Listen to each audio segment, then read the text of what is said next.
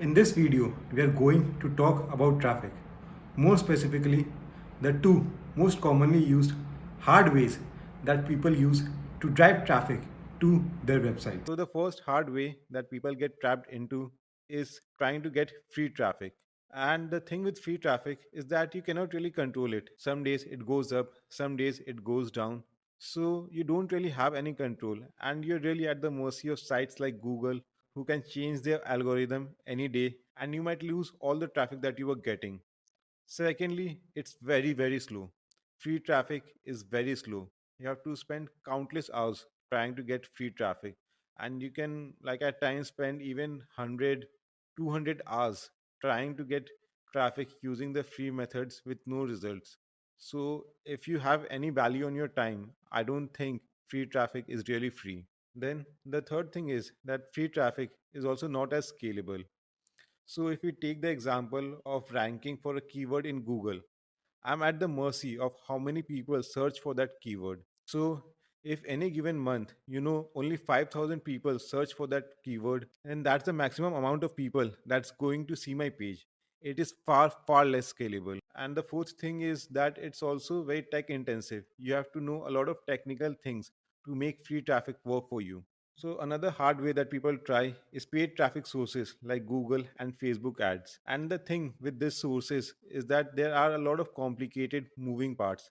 As you can see in this image, there are a lot of complexities, there are a lot of things you need to understand, analyze to make it work. And take Facebook for example. To make it work, you first have to open a Facebook ads account, get a campaign approved by Facebook, find images people want to click on, write compelling copy so that people click on it, and then still hope that it converts. Plus, there's a ton of data and facts and pixels you need to analyze to make it work. There are just a lot of moving parts. The second thing is it costs a lot of money to run advertisement on these platforms. There are a lot of marketers, a lot of people who are advertising on these platforms, and that is why the cost of running advertisement on these platforms have increased manifold. Plus, you also have to invest in courses, $1,000 courses, just to learn how these platforms work. And then you need to spend a lot of money on testing the ads, on testing how it works to make sure that your ads convert. So it requires you to have a substantial amount of money to make these platforms work for you. The third thing is that it's also going to cost you a lot of time, because when you invest in those courses, you'll have to first go through those courses. That will take time. Then, once you start implementing what you're learning in those courses, you'll have to learn how the platform works. That will take time. So, it also takes a lot of time. And the fourth and the biggest issue is that platforms like Facebook and Google constantly change their terms of use and compliance. Especially if you're in a niche like weight loss or dating or make money online, it's almost impossible to get your ads approved. And even if you do get your ads approved, Facebook or Google can change their algorithm anytime, and you can get your ads banned at any point of time.